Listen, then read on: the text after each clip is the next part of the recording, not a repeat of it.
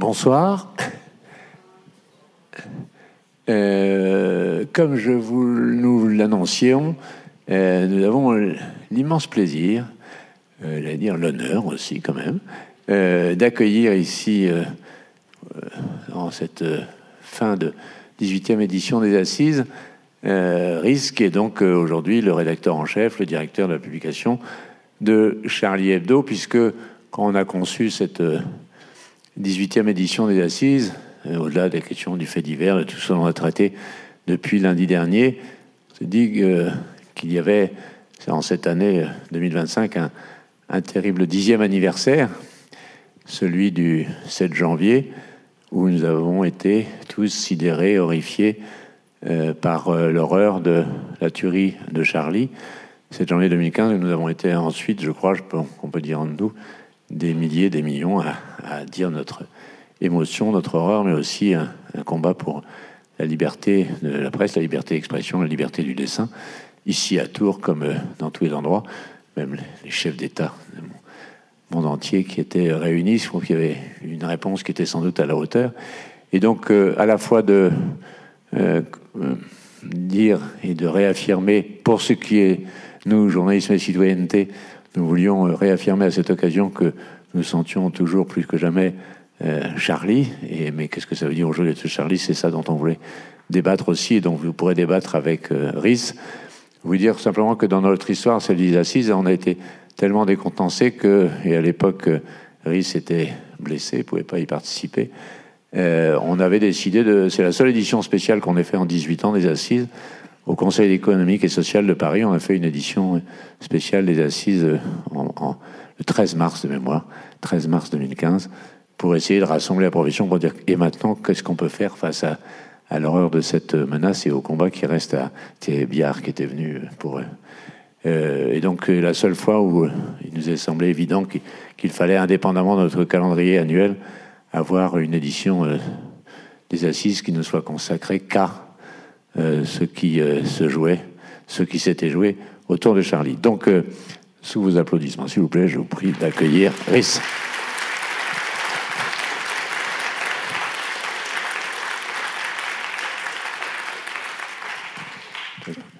Donc, je suppose que ça va être assez difficile parce que régulièrement on revient sur cette journée du 7 janvier, mais comment ne pas démarrer par là puisque vous avez vous-même été touché à cette occasion?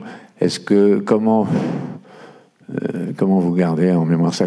Comment vous vivez avec ça? Est-ce que vous pouvez, cette question vous a été 1000 fois posée, mais peut-être le repartager aujourd'hui, 10 ans après? Les événements proprement dits, les différents membres de la rédaction qui étaient présents ou qui étaient même dans le journal sans être forcément présents, ils ont tous en mémoire évidemment ce qu'ils ont vécu ce jour-là, mais on s'aperçoit souvent qu'on n'en parle pas trop entre nous. Je ne sais pas si c'est de la pudeur ou si le rythme du journal, le rythme hebdomadaire fait qu'on ne prend pas trop le temps d'en parler. Mais c'est vrai que ça reste un sujet dont on parle, qu'on évoque. Bien sûr qu'on l'évoque, mais raconter en détail ce que les uns et les autres ont vécu, ça peut arriver parfois quand on est entre nous, mais c'est toujours un peu délicat. Parce que chacun a fait comme il a pu pour essayer un peu de se remettre un peu sur ses deux jambes. Il y a eu le procès en 2020 qui déjà était une épreuve pour chacun de nous, parce que là, il a fallu raconter ce qu'on avait vécu, puis il avait fallu aussi entendre ce que les autres ont vécu. Parce que entre 2015 et le procès, chacun s'est un peu recroquevillé dans sa bulle. Et c'est vrai que moi, j'ai été au procès un peu à reculons. D'ailleurs, j'étais un des derniers à me porter partie civile. Au début de l'année 2016, je m'étais toujours pas porté partie civile, comme si je voulais m'éloigner de cet événement. Mais bon, c'est vrai qu'on craignait le procès parce qu'on savait qu'on allait nous remettre dans cette ambiance de manière très crue. Et Et c'était une épreuve, un procès, c'est une épreuve, parce que on vous oblige peut-être pas à revivre, mais en tous les cas à vous replonger là-dedans et à le dire à tout le monde, devant tout le monde en public, et à écouter aussi ce que disent les autres. Et c'est vrai que parfois, certains du journal ont dit des choses à la barre qu'ils ne disaient pas dans le journal. Il a fallu attendre ce moment-là pour entendre ce que tout le monde a dit, ce que tout le monde avait à dire, pas seulement du journal, mais aussi les victimes de l'hypercachère, les victimes de Montrouge. Voilà, donc c'était vraiment... c'est toujours... éprouvant parce que c'est écrasant de se remettre dans cette ambiance-là. L'atmosphère de cette journée du 7 janvier, des jours qui ont suivi, on l'a tous. C'est pas qu'on l'a en mémoire, c'est une mémoire presque sensorielle. Au détour d'une image, d'un objet ou d'un son, on se rappelle de tout ça. Enfin, c'est toujours à vif. Mais bon, il faut cohabiter avec tout ça et essayer de retrouver le goût à la vie, de ne pas se laisser submerger par la tristesse et de ne pas se laisser, aspirer par le désespoir.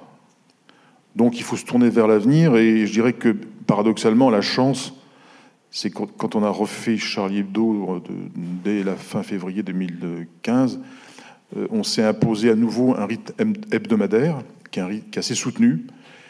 Et du coup, moi, enfin personnellement, on a pu, quand on fait un hebdo et quand on voit le journal sortir toutes les semaines, vous vous dites, cette semaine, on a créé quelque chose. Et la semaine d'après, on va encore recréer quelque chose d'original. Finalement, ça nous a redonné confiance en nous de s'apercevoir qu'on arrivait toutes les semaines à refaire un journal.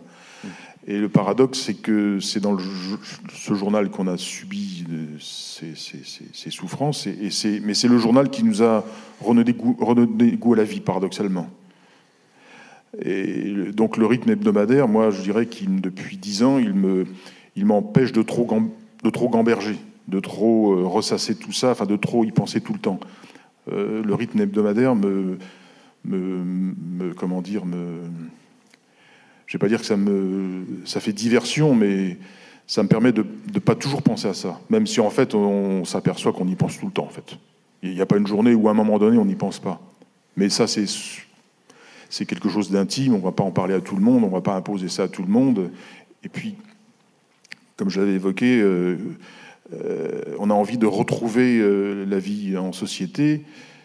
Un attentat, ça vous isole de tout. C'est un acte qui avait pour but de vous supprimer de la surface de la Terre. Et il faut réapprendre à retrouver sa place. Et dans une société où furtivement, le temps de l'attentat, on a vraiment eu l'impression qu'on n'avait plus notre place. Les terroristes nous ont donné l'illusion que toute l'humanité ne voulait plus de nous, qu'on ne voulait plus de nous du tout. Et il faut lentement réapprendre à avoir confiance en soi et se dire qu'on a quand même à nouveau notre place en société et qu'elle est légitime et qu'on a le droit de revivre, de parler, de s'exprimer. Donc il faut reprendre confiance en soi. Et le fait de faire le journal, de s'imposer de faire le journal toutes les semaines, finalement, ça nous a redonné confiance en nous, je pense. Voilà. Mais ce que vous dites est terrible, de dire le sentiment que même l'humanité ne voulait plus qu'on fasse partie de cette humanité. Oui. Est-ce que ces centaines de milliers de Français qui sont descendus les rues, même à l'international, etc., est-ce que c'était pas un début de réponse pour vous dire si on a besoin de nous et on a envie qu'on vive, ou bien vous étiez trop enfermé dans la douleur de cette journée de terreur pour percevoir l'élan que ça pouvait redonner? Cette sensation de rejet, je l'ai eue dans la salle de Ridac, allongé par terre quand les secours arrivaient. Il y avait des pompiers, enfin bref, et je me disais, c'est fini, les gens veulent plus de nous. Voilà, à cet instant-là, j'avais vraiment l'impression que c'était une punition qui nous était infligée par le monde entier. Enfin, le monde ne veut plus de nous. C'était tellement violent qu'on a l'impression que c'est tout le monde qui veut nous supprimer. Voilà, taisez-vous, définitivement, taisez-vous. Et c'est vrai que quelques jours après, le 11 janvier, avec cette manif, alors là, c'était l'inverse. On a vu des milliers de gens défiler pour dire qu'il fallait soutenir Charlie. On a même vu des chefs d'État, c'était surréaliste. Je ne sais pas si aujourd'hui on arriverait à réunir les mêmes dans une manif. Nous-mêmes, on était un peu suffoqués de voir ça. Enfin bon. Alors, donc en quelques jours, on est passé d'un extrême à un autre, à une sensation de rejet total, à un mouvement de solidarité, même quasi mondial, qui nous dépassait complètement. Donc c'était un peu vertigineux, quoi. Maintenant, tout ça, on se rendait bien compte que tout ça, c'était à la fois très réel et en même temps c'était moi je savais qu'il fallait redescendre sur terre, qu'il fallait pas non plus se laisser griser par cette espèce de je vais pas dire d'euphorie, mais d'ambiance un peu étrange et hors norme. Donc sur le moment, oui, c'est une sensation, un sentiment de rejet. Après l'émotion de la manif du 11 janvier, on savait aussi que, moi je voyais venir qu'on allait commencer, je ne vais pas dire à faire le procès de Charlie, mais est-ce que Charlie n'a pas non plus exagéré? Est-ce que Charlie aurait dû faire ceci? Enfin bref, c'est le fameux oui mais. Bon, et c'est vrai qu'une fois passé l'émotion nationale, on a commencé à entendre, voir des chroniques dans la presse qui faisaient un peu le reproche à Charlie Hebdo d'avoir fait ce qu'il avait fait. Est-ce qu'on n'aurait peut-être pas dû faire ci? Bon, ça aussi, c'était un peu le deuxième étage de la fusée. Moi, je m'attendais à ce que, passer l'émotion et le soutien immédiat, comme d'habitude, je dirais, Charlie Hebdo serait pas montré du doigt, mais voilà. Est-ce que Charlie Hebdo n'a pas eu tort de faire tout ce qu'il a fait avant? Voilà. Est-ce que Charlie Hebdo n'a pas été le responsable de son propre malheur? Ça aussi, c'était une deuxième épreuve qu'il a fallu traverser aussi. Et qu'il a fallu surmonter. C'est vrai que souvent, durant l'année 2015, je lisais des choses dans les médias ou dans la presse qui me choquaient. Mais vous savez, vous êtes victime d'une sorte de phénomène de dissociation. Vous voyez des choses autour de vous, mais vous ne vous sentez plus vraiment concerné. Vous vous sentez un peu étranger à tout ce qui se passe. Et des fois, je lisais des choses dans la presse sur Charlie qui parlaient de nous, et j'avais l'impression que ça parlait de quelqu'un d'autre. Et je me disais, mais finalement, c'est de nous dont il parle. Il a fallu du temps avant que je reprenne un peu confiance en moi et nous qu'on prenne confiance en nous pour oser répondre. Pour oser dire, non, là, ce que vous dites, c'est pas vrai. Mais c'est vrai qu'il y a eu une période où on était vraiment à terre et on avait l'impression qu'on pouvait nous piétiner, on n'avait pas la force de réagir. Voilà. Alors, ce slogan qui a réuni des millions de personnes, « Je suis Charlie », c'est pas vous qui l'avez inventé, entre guillemets, il est venu de l'extérieur de Charlie. Et vous qui pouviez dire « Je suis Charlie » et qui était un des derniers survivants quand même du Charlie d'avant, comment vous avez vécu cette appropriation de « Je suis Charlie », de ce mot d'ordre qui tout d'un coup a rassemblé des millions de gens? Est-ce que vous l'avez vécu comme une adhésion, comme une menace, un risque? Comment vous avez vécu cette appellation qui fait que je pense qu'un certain nombre d'entre vous ont encore dans leurs affaires ce t-shirt « Je suis Charlie » Bon, c'est vrai que nous, on ne s'est jamais défini, pendant toutes ces années où on a fait le journal, on ne se disait pas « je suis Charlie ». Enfin, on se levait pas le matin en disant « voilà, nous, on est Charlie ». Enfin, on fait le journal, mais on ne se regarde pas dans une glace en train de faire le journal. On ne se voit pas en train de faire le journal. Et là, d'un seul coup, il y a millions de gens qui nous ont regardés, qui ont porté un regard sur nous et qui nous ont définis comme ça. On a été définis par le regard des autres. Alors, c'était plutôt bienveillant. Mais c'est vrai que « Je suis Charlie », c'était une phrase de soutien. En ce sens, c'était plutôt réconfortant qu'il y avait des gens qui nous soutenaient dans cette épreuve. Ce qui ne voulait pas dire que forcément les gens aimaient tout ce que faisait Charlie. Dire « Je suis Charlie », à ce moment-là, pour moi, ça ne voulait pas dire « on pense exactement comme Charlie et on fait tout comme Charlie ». Mais c'était, je pense, une phrase de solidarité avec des journalistes qui a été victimes d'un attentat et victimes d'un assassinat, comme ça aurait pu être le cas pour d'autres médias. Donc c'est plutôt comme ça qu'on le voyait. Mais c'est sûr que quand le journal a commencé à reparaître en février 2015, je me disais, est-ce qu'il va falloir aussi que tous ces gens qui souvent n'avaient jamais lu Charlie Hebdo découvrent le journal vraiment. Et si on veut refaire le journal, il faut vraiment refaire le journal. Il faut refaire tout le journal. Et parfois, on republier certainement des dessins qui vont à nouveau choquer des gens, qui vont peut-être heurter des personnes, et qui font que les gens vont nous dire, ben, finalement, je suis plus Charlie. Donc on s'attendait au fait qu'en refaisant vraiment Charlie, ben, y a des gens qui allaient dire, ah ben finalement, je suis plus Charlie. Mais c'est pas très grave. Mais alors, moi, je me suis souvent posé la question d'un point de vue éditorial. Le hasard de la vie a voulu que je découvre, au moment où vous avez emménagé les nouveaux locaux, avec la sécurité que ça exigeait, etc. Charlie, c'était avant l'image d'un journal aussi de rigolade, de déconne, pardon, mais de caricature qui allait franchement. Et il m'a dit, mais comment après, alors en plus que vous aviez perdu un peu tous ceux qui vous avaient amené à l'esprit Charlie, Camus, Volinsky et tant d'autres, comment on peut continuer de faire un journal qui garderait cet esprit de rire, de satire, de déconne, alors qu'on a vécu quelque chose d'aussi indépassable. Alors il y a deux choses. D'abord, il y a ce que les membres du journal présents le 7 janvier ont pu vivre, comment chacun peut retrouver le goût de refaire le journal. Moi, en fait, paradoxalement, vous savez, Charlie Hebdo, on dit bon, c'est un journal satirique, un peu léger, tout ce qu'on veut. Mais en fait, moi, j'ai toujours pensé que c'était un journal de combat. C'est-à-dire que c'est toujours un journal où il faut être déterminé.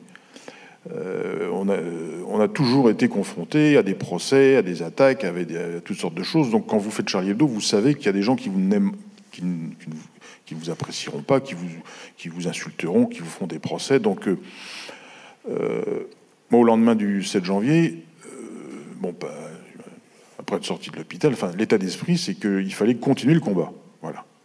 Moi, ça m'a en fait galvanisé pour être encore plus combatif. Il fallait, quand vous êtes confronté à ça, vous vous dites finalement, c'est un moment de vérité pour toute l'histoire éditoriale du journal. C'est-à-dire que tout ce pourquoi on s'est battu depuis des décennies et qu'on écrivait et qu'on défendait dans les lignes, dans les pages du journal, là, on va voir si on est vraiment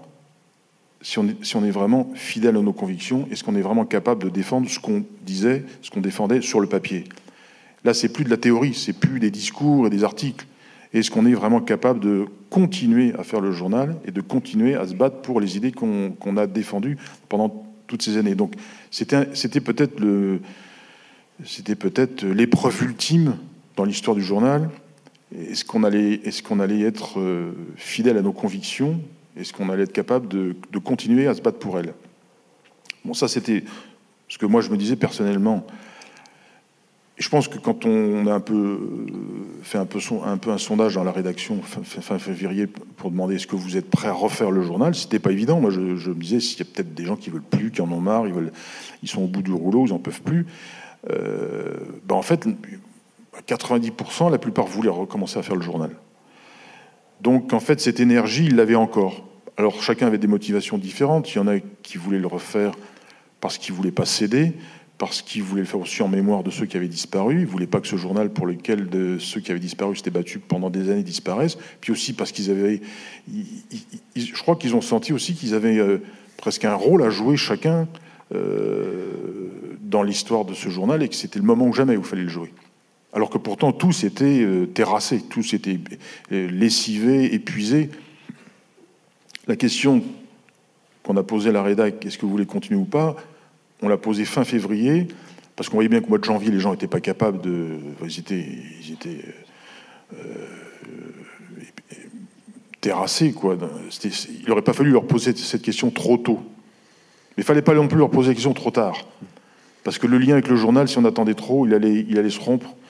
Et peut-être que si on avait attendu un mois ou deux, il n'aurait peut-être plus la force ou l'envie de le faire. Donc, mi-février, je me disais, c'est le moment de poser la question. Est-ce qu'ils se sentent encore prêts? Est-ce qu'ils sont un petit peu redescendus?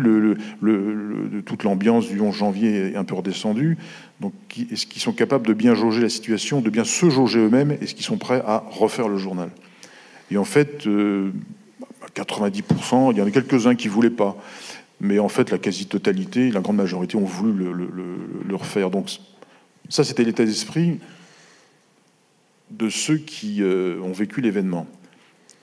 Mais la grosse difficulté, c'est que la rédaction, elle était décimée, donc il manquait les dessinateurs. Il manquait beaucoup de gens. Et puis parfois, il y a des gens, on a sollicité parfois des journalistes pour venir nous rejoindre, mais ils ne voulaient pas, ils avaient peur. Donc c'est bien joli de dire on refait le journal, mais avec qui? Il y a tous ceux qui ont disparu, c'était des piliers du journal. Comment vous faites pour continuer à faire ce journal sans eux? Et donc au début, quand le lundi, il fallait choisir la couverture, autour de la table, il y avait Coco, il y avait moi, et encore quand j'étais à l'hôpital, je ne pouvais pas venir, il y avait Luz qui était encore là, et puis c'est tout. Pour faire la couverture le lundi, il n'y avait plus que 2 dessinateurs. Donc il a fallu reconstruire une équipe. Et là, on a progressivement, il y a des jeunes qui nous ont proposé des choses, qui sont venus à nous. Et là, c'est une autre difficulté, c'est que ces jeunes, en fait, certains, parfois même, qui nous ont rejoints depuis, ils ont découvert Charlie en janvier 2015. Ils ne connaissaient pas Charlie avant.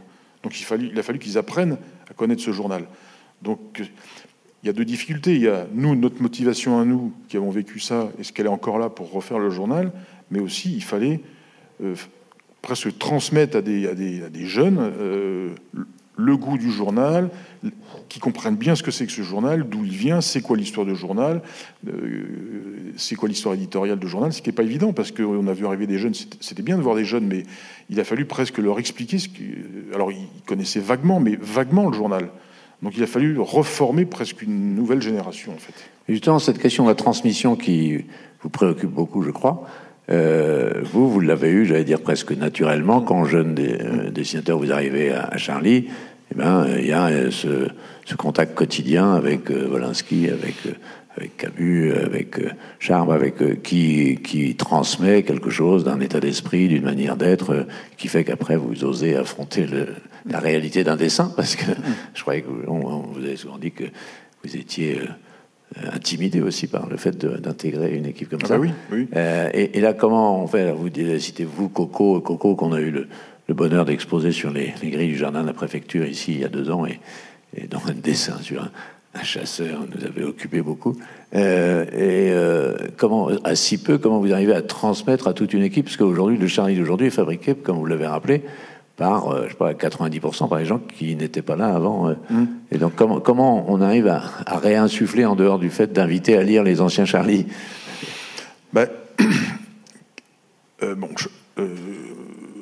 Avant 92, quand j'étais étudiant dans les années 80 et 90, Charlie Hebdo n'existait plus. Il avait disparu en 1982. Donc moi, j'achetais chez les bouquinistes des vieux numéros de Charlie que je lisais en long, en large et en travers. Et puis même à l'époque, quand Charlie existait, j'étais un plus jeune, mais des fois il y avait des journaux, des Charlie qui traînaient à la maison. Les dessinateurs comme Rézère, Cabu, on les connaissait.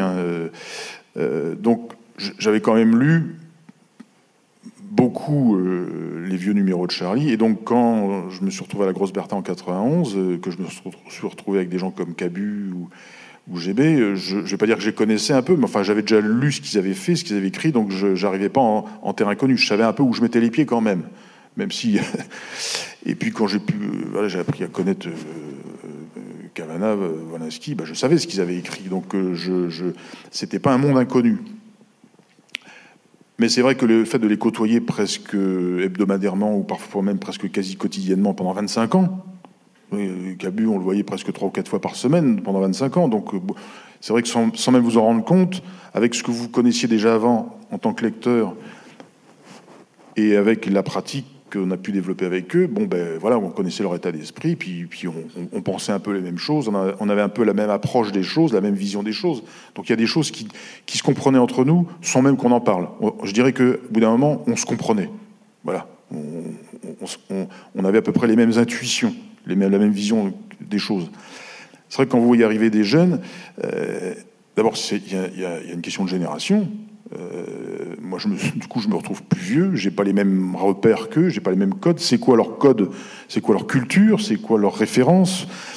Parfois, au détour de certaines discussions, je m'aperçois que des choses qui sont évidentes pour moi, c'est pas évident pour eux.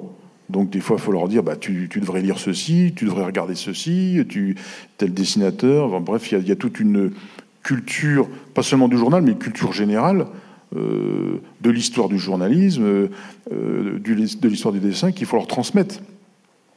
Et parfois, il y a encore pas très longtemps, je disais à une jeune recrue du journal, mais est-ce que tu as lu les reportages de Simenon, que Simenon écrivait avant qu'il fasse Maigret? Ah bah non. Écoute, je lui dis, il faut que tu lises ça. Voilà, donc je leur dis, faut lire ça, il faut lire ceci, il faut lire cela. Enfin, ou je sais plus, on a vu, on parlait justement des Russes. Je lui dis, il faut que tu lises Une femme à Berlin. Je ne sais pas si vous voyez ce que c'est, Une femme à Berlin. Je vous invite à le lire. Donc, nous, on essaye au maximum de transmettre pas seulement la culture du journal, mais la culture historique, journalistique, dont on a besoin pour faire, je pense, n'importe quel journal. Parce que faut pas croire que Charlie, c'est uniquement de la satire et de la déconnade. Quand vous travaillez avec des gens comme GB, Cabu, c'est des gens qui sont extrêmement cultivés, mais ils ne le montrent pas. Et ils avaient toujours le tact de ne pas vous écraser, vous qui arriviez jeune blanc-bec, parce qu'on a tous commencé comme ça. Ils nous mettaient en confiance, ils nous écrasaient pas avec leur savoir, en fait, alors qu'ils auraient pu le faire, et que certains, dans d'autres milieux, l'auraient fait. Mais c'est ça qui était assez extraordinaire à Charlie. Ils nous ont toujours accueillis avec bienveillance, ils nous ont laissé nous construire nous-mêmes. Voilà.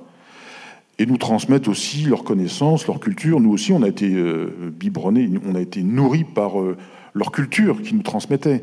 Donc, moi, je me retrouve aussi, avec d'autres du journal, à transmettre aux plus jeunes ce qui nous semble indispensable, pas seulement pour faire Charlie, mais pour faire un journal, tout simplement, ou pour faire le métier de journaliste. Voilà. Pendant que vous préparez à poser des questions, parce qu'on va surtout permettre un échange direct avec Chris, un exercice un peu compliqué, mais si vous deviez résumer ce qu'est la ligne éditoriale qui, selon vous, doit être celle de Charlie aujourd'hui, qu'est-ce que vous diriez entre laïcité, satire, liberté d'expression, etc.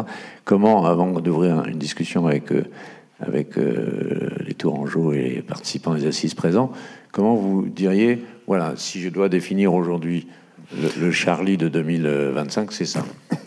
Alors, il y a deux aspects. Il y a effectivement l'aspect éditorial. C'est quoi les thèmes politiques, philosophiques auxquels Charlie Hebdo est attaché? Cavana, il avait fait une charte. Cavana, sa préoccupation, c'est qu'après lui, le titre passe de main en main et se retrouve peut-être vendu à des groupes qui dénaturent l'identité du journal.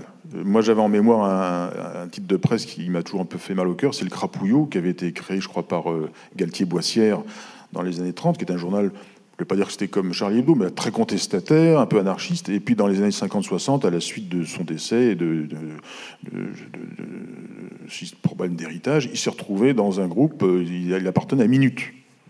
Et c'est vrai que ça faisait mal au cœur de voir un journal comme Le Crapouillot édité par Minute. Vous voyez le genre. Et je crois que Cavana, il avait un peu peur de ça, que son titre, Charlie Hebdo, un jour se retrouve, on ne sait pas trop où, dans les pattes de je ne sais pas trop où. Quand vous voyez ce qui se passe dans la presse et dans les médias, vous avez des gens qui peuvent racheter des titres. Et donc, il avait fait une charte qui disait, pour utiliser le titre de Charlie Hebdo, il faut respecter un certain nombre de valeurs. L'écologie, lutter contre le racisme, défendre la science contre l'obscurantisme, etc., etc., défendre les valeurs féministes. Et donc, il y a un cadre à l'intérieur duquel il y a des valeurs contre lesquelles le journal ne peut pas écrire ou agir. Voilà. Mais à la limite, on n'a même pas besoin qu'on nous le dise. Quand on vient à Charlie, on y adhère naturellement. Mais c'est une prudence qu'il a eu raison d'ailleurs d'avoir. Charlie Hebdo défendra toujours ses valeurs. Après, comment est-ce qu'on fait le journal tous les jours, toutes les semaines? Là, c'est plus des questions de forme. Cabu disait, Charlie Hebdo, c'est 50% de dessin, 50% de texte. Donc ça, après, c'est un peu la tambouille du journal toutes les semaines. Qu'est-ce qu'on fait en dessin? Qu'est-ce qu'on fait en texte? Qu'est-ce qu'on fait en reportage? Qu'est-ce qu'on fait en interview? Ça, c'est comme dans tous les journaux, mais nous aussi, on est confrontés à ça. On essaie de trouver un équilibre dans les formes. Dans la forme pour le dessin, ça peut être de la satire, ça peut être du reportage, ça peut être de l'illustration. Dans la forme aussi dans l'écrit, ça peut être des interviews, ça peut être des enquêtes, ça peut être des chroniques. Voilà, donc le critère, c'est une discussion qu'on a toutes les semaines le mercredi, c'est la discussion du mercredi, c'est qu'est-ce qu'on va dire, qu'est-ce qu'on a à dire de plus que les autres, qu'est-ce qu'on a à dire que les autres ne disent pas. Parce que si vous faites un journal et que vous répétez ce qui se dit ailleurs, ben votre journal, il n'a pas grand intérêt. Cabu disait, il faut qu'on fasse des dessins que les autres ne publieraient pas. Mais c'est pareil pour les articles. Qu'est-ce qu'on a comme idée que les autres n'ont pas eu? Si on singe ou si on fait comme les autres, ben on n'apporte pas grand-chose. Donc c'est toujours un peu ce sur quoi on travaille toutes les semaines. Et c'est pour ça qu'on triture un peu les sujets. C'est quoi l'angle qu'on est peut-être les seuls à pouvoir traiter nous? Voilà. Et que peut-être les autres n'oseraient pas. Voilà. Donc c'est ça un peu le critère. Des questions, alors je ne vois pas forcément dans le contre-jour, mais qui souhaitent... Madame au premier rang, attendez, est-ce qu'on a des micros à vous passer? Je vais vous passer le mien, écoutez. Merci. Oui, est-ce que vous pouvez nous parler des débats qui ont eu concernant les couvertures sur les viols de Mazan? Ah oui. Parce que j'ai trouvé, et je pense ne pas être la seule, que c'était assez choquant, mais surtout au-delà de ça, de ne pas comprendre le message... Alors c'est intéressant ce que vous dites parce qu'on fait régulièrement des rencontres dans les universités, avec les étudiants, et c'est étonnant parce que cette question revient souvent. Nous-mêmes, on est étonnés que les dessins qu'on a pu faire sur Mazan soient perçus de cette manière-là. C'est d'ailleurs assez intéressant parce que il y a 10 ans, on nous demandait pourquoi vous avez fait une couverture sur Mahomet. Maintenant, on nous dit pourquoi vous avez fait une couverture sur Mazan. C'est-à-dire que Mazan a remplacé Mahomet, pratiquement. C'est-à-dire que je veux dire, en termes de transgression, c'est la nouvelle transgression qu'on reproche à Charlie, d'avoir fait des dessins un peu satiriques sur ce drame de Mazan. Ben, moi, je vous dirais que, d'abord, il faut lire Charlie. On a fait des reportages. Moi, je voulais qu'on... Lord aussi nous avait dit, que j'en ai essayé à Charlie, nous avait dit il va y avoir un procès qui va à Mazan, enfin, ça va être important. Au début, on ne se rendait pas trop compte, mais tout de suite, dès les premiers jours, ça a pris une ampleur telle que, elle a couvert quasiment régulièrement, mais moi j'ai dit il faut que tout le monde, au journal, toute la rédac y aille. Il faut que tous les dessinateurs y aillent. Il faut que tout le monde voit les types, parce que quand il y a des procès, on ne peut pas faire de photos. Or, on voyait ces types qui sortaient du tribunal en se cachant pour pas qu'on voit leur visage. Ben, quand vous êtes dessinateur de presse, vous avez le droit de dessiner les types. Donc moi, j'ai voulu que presque tous les dessinateurs de Charlie assistent au moins à une semaine de procès à Mazan pour les dessiner dans le box, pour dessiner leur gueule, pour qu'on leur voit leur tête. Donc, on pense qu'on a fait notre travail de journaliste de raconter aux lecteurs qu'est-ce qui se passait, qu'est-ce qui se disait. Donc nous, c'est pas parce qu'on fait un dessin satirique sur un fait divers qu'on n'est pas attentif à ce fait divers et qu'on n'a pas envie de le raconter. On veut raconter ce qui s'est passé parce qu'il faut diffuser et faire comprendre ce qui s'est passé. Mais on a aussi le droit de faire des dessins satiriques. C'est quoi le propos alors ? Oui, non, je ne dis pas qu'il ne faut pas faire de dessin satirique sur le procès, et je ne remets pas du tout en cause tout le travail des dessinateurs qui ont assisté tout au long du procès, mais c'était du coup pourquoi choisir... Mais quel dessin vous a choqué ? Parce qu'on en a fait tellement que je me souviens même plus. Non, par exemple, là, celui qui me vient, c'est celui avec Macron qui va filmer... Filmer je me souviens plus. Ouais, si, enfin... C'est un peu crade à décrire, mais... C'est un dessin satirique. Mais vous savez... Oui, mais c'est... Quand on fait des dessins là-dessus, on ne porte pas un jugement sur l'affaire. On ne dit pas c'est bien ou c'est mal. Enfin, on utilise aussi parfois la singularité de cette affaire pour parler d'autre chose. Voilà, on met ça en parallèle avec d'autres choses. C'est pas forcément sur l'affaire proprement dite que la dimension satirique porte. Il faudrait voir aussi... Parfois, vous avez des dessins, c'est vrai que parfois, sur des faits divers comme ça ou d'autres, parfois, c'est vrai qu'on aggrave volontairement la dimension dramatique pour la mettre encore plus en valeur. Un dessin aussi, c'est pas fait forcément pour rire, et les gens souvent se trompent. C'est fait pour faire réagir les gens et pour les indigner. Donc des fois, on fait des dessins qui sont volontairement choquants pour que les gens sortent un peu de leur torpeur et ne banalisent pas aussi ces choses-là. Donc ça sert à ça. Souvent, les gens se trompent. Ils pensent qu'un dessin choquant, c'est un dessin qui veut dégrader ce dont parle le dessin. Et pas du tout. C'est un dessin qui est fait aussi pour faire réagir les personnes, le lecteur. Okay. Est-ce qu'il y a d'autres questions ou interventions? J'en profite en attendant qu'un bras se lève et qu'on vous tende un micro pour vous dire que sur les grilles du jardin de la préfecture, il y a donc 8 dessinateurs qui ont couvert le procès Mazan, dont un confrère de Charlie, dont vous pouvez retrouver les dessins d'audience sur les grilles du jardin de la préfecture. Alors, je ne vois pas. Il y a un journaliste, Daniel Schneiderman, qui a sorti un livre sur Charlie assez agressif, dans lequel il laisse entendre que Charlie serait devenu réactionnaire. Moi, je suis un fidèle lecteur de Charlie, alors j'étais un peu surpris et désarçonné. Mais je ne sais pas... c'est bizarre qu'il y ait des critiques de ce côté-là, donc je voulais savoir ce que vous en pensiez. D'autant qu'il vient à Tours, à la boîte à livres, là, prochainement. Écoutez, moi, je vais vous dire, depuis que je bosse à Charlie, depuis 92... Bon, nous, on se pose des questions. Qu'est-ce qu'il faut mettre dans le journal? Enfin, on est toujours en train de s'interroger sur pourquoi faire le journal, comment le faire. Mais il y a toujours eu, dans l'environnement de Charlie ou autour de Charlie, il y a toujours eu des gens qui nous disaient ce qu'on devait faire. Charlie devrait faire ceci, Charlie devrait faire cela, Charlie n'a pas fait ceci. Enfin, il y a toujours des gens qui ne font pas Charlie, mais qui nous disent ce qu'on devrait faire. Bon, moi, je considère que ça s'inscrit un peu dans cette tradition des gens qui savent mieux que nous ce qu'il faudrait que Charlie soit, et qui voudrait que Charlie soit le porte-parole de ceci, le porte-parole de cela. Bon, il y en a toujours eu, il y en aura toujours. Bon, s'ils ont envie de penser ça, moi je veux bien.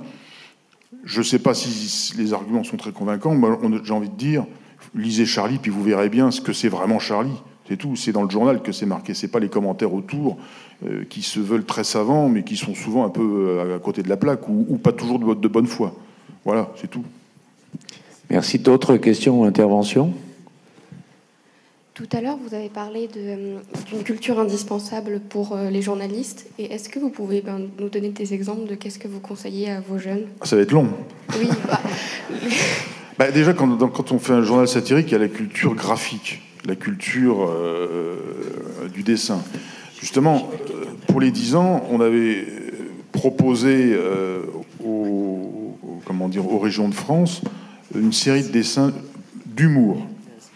Parce que qui seraient exposés dans les lycées ou dans les collèges, pour que les lycéens ou les collégiens voient ce que c'est que du dessin d'humour. Pas forcément du dessin satirique, et c'est pas forcément des dessins de Charlie Hebdo, fait par Charlie Hebdo, mais du dessin d'humour, par exemple de dessinateurs comme Chaval, comme Boss, qui sont des dessinateurs qui font pas partie de l'histoire de Charlie Hebdo, mais qui en font partie quand même, parce que ça a toujours été des références pour ceux qui ont fait Charlie Hebdo.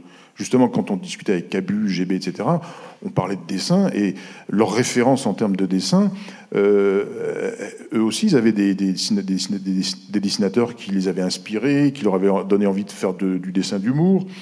Donc, Charlie Hebdo ou Harakiri, ça tombe pas du ciel.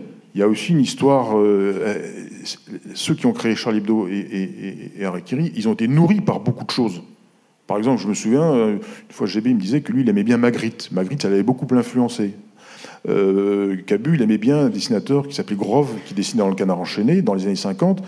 Il adorait ça quand il était gamin. Pourtant, quand on voit ce que faisait Grove, c'est pas du tout le style de Cabu.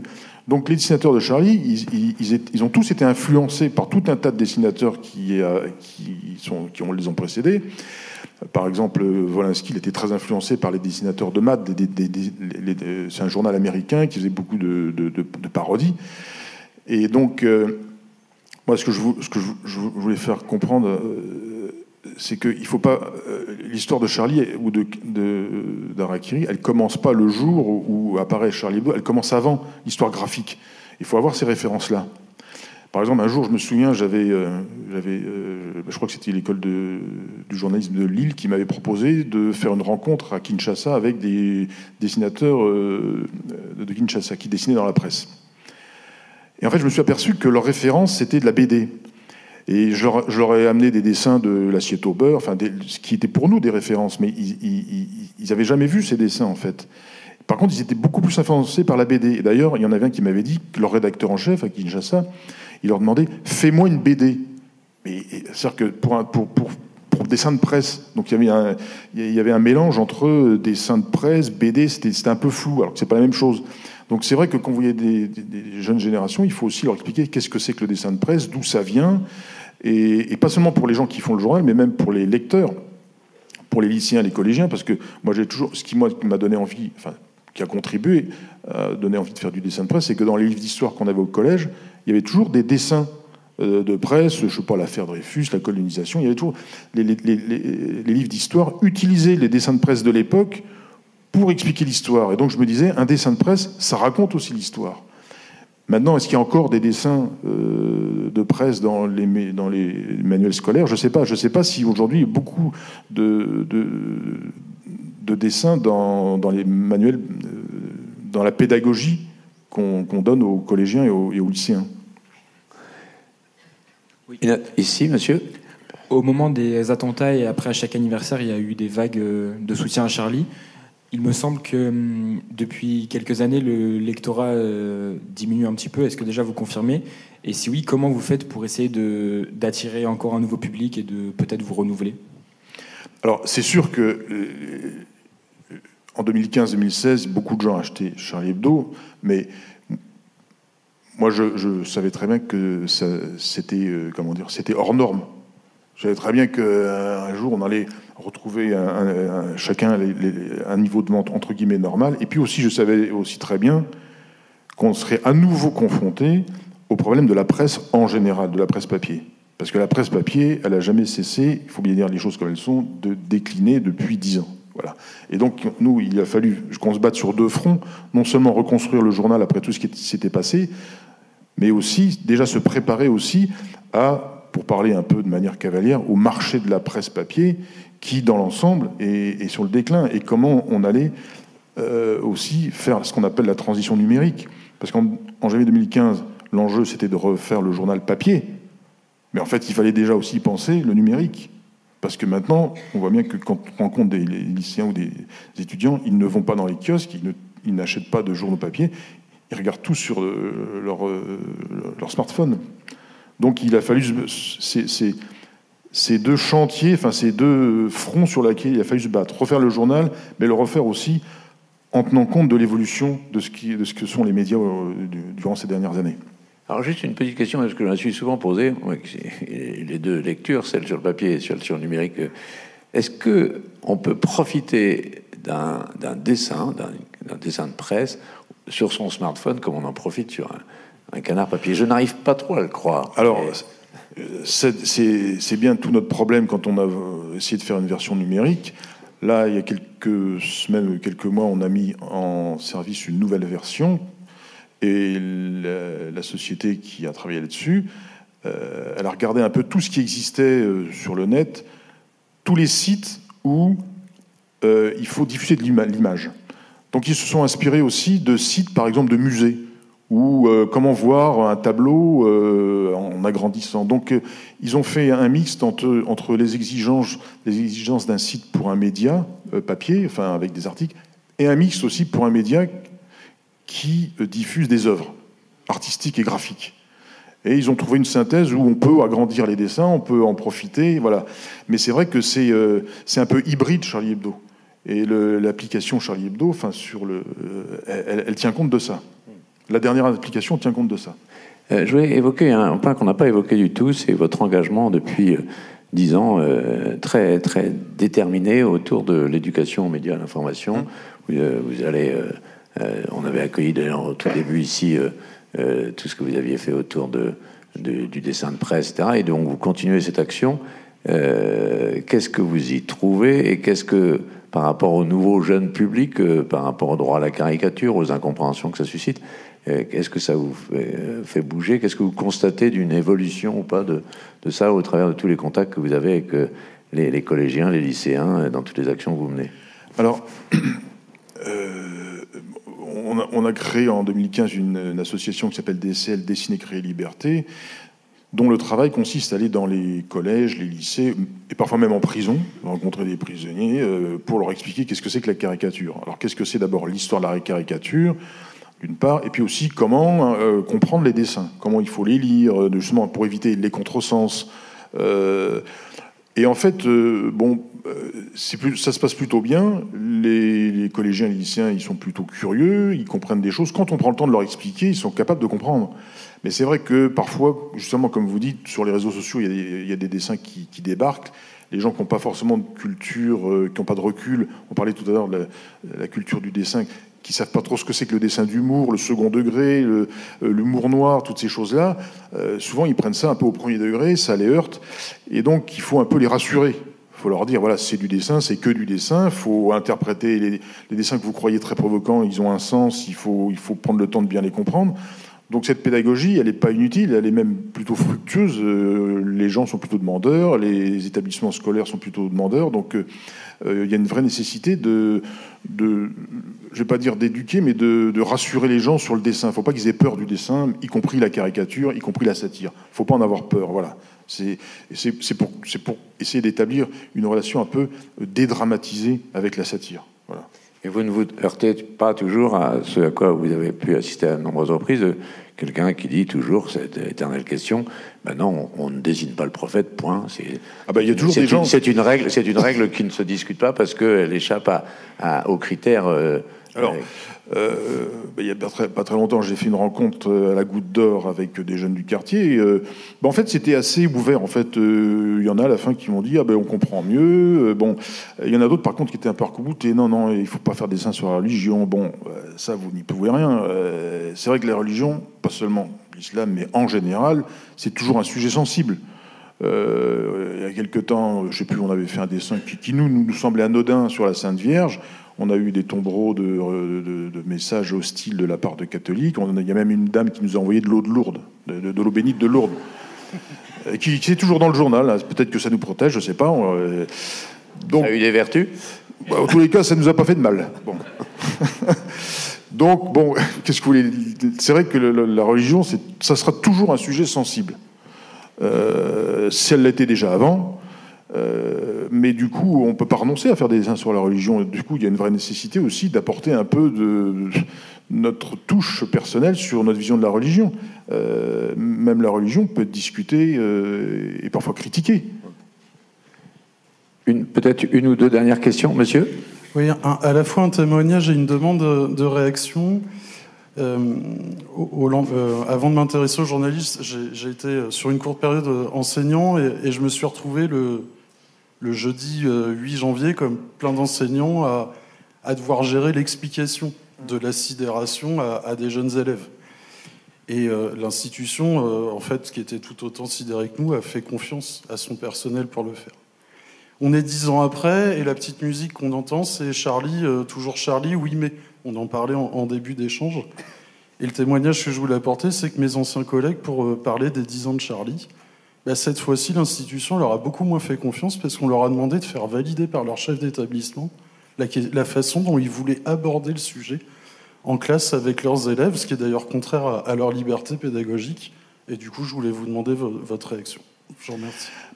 Quand vous évoquez ça, on ne peut pas ne pas penser aussi à Samuel Paty et Dominique Bernard. Moi, je vais pas... C'est vrai que parfois, on a été invité par des enseignants dans les collèges, et en fait, on s'apercevait... Il y a des enseignants qui sont très demandeurs qu'on vienne discuter avec leurs élèves. Mais c'est vrai que la direction, le rectorat, ils sont très frileux, et si on pouvait pas venir, ce serait encore plus simple, et ça arrangerait tout le monde. Ils ont l'impression qu'il va se passer des trucs. Il se passe rien, mais enfin, c'est pas grave. Après, moi, je ne vais pas non plus leur faire le reproche. C'est vrai qu'ils ont la responsabilité de la sécurité des élèves. C'est vrai que maintenant, ils sont obligés de prendre un peu des précautions. Moi, je travaille pas dans l'enseignement, je ne sais pas ce qu'il faut faire, ce qu'il ne faut pas faire, mais je peux comprendre que c'est vrai qu'il y a une manière d'aborder les choses. Il faut en parler, mais d'une manière qui soit à la fois déterminée et aussi pertinente. Mais moi, je ne suis pas enseignant, je ne vais pas dire à l'éducation nationale, vous devez faire comme ci, vous devez faire comme ça. C'est vrai que c'est un peu dommage que parfois ce soit à ce point difficile d'aller dans les collèges ou dans les lycées. On le fait quand même, il ne faut pas exagérer. Mais c'est vrai qu'il y a toujours une frilosité. Peut-être une toute dernière intervention, s'il y a... Oui, madame. Bonjour. Vous parliez juste avant rendre accessibles les dessins aux plus jeunes, notamment, enfin, leur expliquer, etc. Est-ce que, à contrario, vous avez constaté aussi dans le monde des professionnels, alors j'avais le mot autocensure en tête, mais je pense pas qu'il convienne en parlant de Charlie, mais est-ce que vous constatez dans les nouvelles générations de journalistes une espèce de frilosité à faire perdurer justement l'esprit Charlie? Comment dire, quand vous parlez des autres journalistes, c'est des journalistes qui travaillent dans d'autres médias. Moi, je dis souvent, chaque média a sa ligne éditoriale. On ne peut pas non plus demander à tous les journaux de faire la même chose que Charlie. C'est normal aussi, chacun doit respecter les identités éditoriales de chaque média. Après, moi je dirais, bon là pour les 10 ans, nous-mêmes on a été étonnés, on a été très très sollicités. On ne pensait pas qu'il y avait autant de médias, mais il y a même des médias japonais qui nous ont sollicités, donc on ne pensait pas que 10 ans après il y avait encore une telle attention. Mais là par contre, où moi j'avoue que j'ai un peu il y a un peu un goût amer, c'est que des dessinateurs comme Cabu, comme Wolinski, c'était aussi des artistes. Et le monde artistique et de la création s'est pas beaucoup intéressé, n'a pas produit grand-chose en fait. Et chaque fois qu'on a pu aborder ces choses-là, je sais que Lord aussi avait interrogé des gens du monde des arts. Depuis 10 ans, comment est-ce que vous avez parlé des attentats, sans même parler de Charlie? En fait, il n'en parle pas beaucoup, en fait. Le monde artistique est très frileux. Il ne sait pas comment parler de ça. Et je vous mets au défi de trouver beaucoup de productions artistiques qui parlent, même d'un point de vue historique, sur les attentats. Il y a eu un film sur le 11 novembre, là, mais qui parle de l'aspect policier. Mais, par exemple, nous avait sollicité pour faire pour un projet qui raconte l'histoire de Charlie. Ils n'ont pas trouvé de financiers. Enfin, personne ne voulait se mouiller, de producteurs, parce qu'ils ont la trouille. Vous dites Charlie Hebdo, dans certains milieux, ça fait toujours un peu peur. Hein. Bon, moi, je ne sais pas quoi en penser. Je vais pas faire. C'est pas à moi de dire c'est bien, c'est pas bien, mais c'est révélateur de quelque chose. Voilà. Une dernière question plus personnelle, Rhys. Vous êtes, je veux dire, presque peut-être contre vous-même, un symbole de liberté d'expression, de liberté éditoriale, de liberté. Et vous êtes arrivé accompagné de gardes du corps. Vous allez quitter cette scène, vous allez être accompagné de gardes du corps. Vous allez partir en week-end, vous allez être accompagné de gardes du corps. Et depuis 10 ans, vous qui êtes une sorte de symbole du combat pour la liberté, vous vivez dans cet encadrement de sécurité, de police. Comment vous pouvez, d'abord, est-ce que vous vous habituez à ça? Est-ce qu'on peut s'habituer à ça? Et comment vous le vivez? Alors c'est vrai que quand on a décidé de refaire Charlie Hebdo en février 2015, je me disais, moi j'avais une perspective, dans 5 ans, je me disais, c'est un peu comme le temps d'une guerre, un conflit. Je me dis, pendant 5 ans, on va vivre comme ça, on va faire ça comme ça. Puis après, ça va s'arranger. Puis en fait, au bout de 10 ans, c'est toujours pareil, en fait. Alors c'est vrai qu'on peut se poser des questions. Moi, je vais pas dire, je fais avec. Je me dis toujours une chose, je ne me plains pas. D'abord parce que je suis vivant, j'ai pas à me plaindre. Et deuxièmement, parce que dans d'autres pays, il n'y a pas de protection pour les journalistes en danger. Donc, je vais pas être ingrat, même si c'est parfois contraignant. C'est quand même assez extraordinaire que dans un pays, dans une démocratie, on protège. Il y a un système pour protéger les dessinateurs, les journalistes. Ça peut être déplorable, mais c'est déjà bien que ça existe. On aimerait bien effectivement qu'il n'y ait pas de protection. Mais quand vous êtes en danger, ou quand vous avez un potentiel de danger assez important, il y a des pays où il n'y a pas de protection pour les journalistes. Donc je m'en plains pas. Voilà. Mais c'est vrai que parfois c'est pas facile. Et c'est vrai que je me dis, pour l'avenir du journal, est-ce que la prochaine génération sera prête à accepter tout ça? Quand on parlait de la transmission, c'est aussi de cette transmission-là. Ces questions de sécurité, elles vont pas disparaître. Donc voilà, est-ce qu'il y aura une génération, la prochaine génération acceptera de vivre avec ces contraintes. Maintenant, je m'aperçois aussi d'une chose. On a été l'autre fois rendre visite au journal Libération. Ils ont un SAS, ils ont des vigiles. Je sais que dans des chaînes de télévision, ils ont des systèmes de grilles qui peuvent se fermer automatiquement s'il se passe quelque chose. En fait, on s'en aperçoit pas, mais les autres médias ont intégré le fait qu'il pouvait aussi leur arriver quelque chose, et pas que nous. Bon, espérons qu'il ne se passe rien, mais on voit bien, après tout ce qui s'est passé, que ce soit le Bataclan à Nice, etc., ça peut toucher n'importe qui, n'importe où, n'importe comment. Donc, là, je disais encore récemment que il y avait des demandes de protection pour des juges qui sont menacés. Enfin, c'est quand même dingue le nombre de gens qu'il faut protéger. Il n'y a jamais eu autant de gens à protéger. Il n'y a pas que nous. Donc, je me plains pas non plus, si je puis dire. Merci infiniment, Rhys. Je voulais... Merci. Vous saluer, vous remercier, vous dire que nous étions toujours Charlie à vos côtés. Et je pense que les assises vous en témoignent reconnaissance et respect.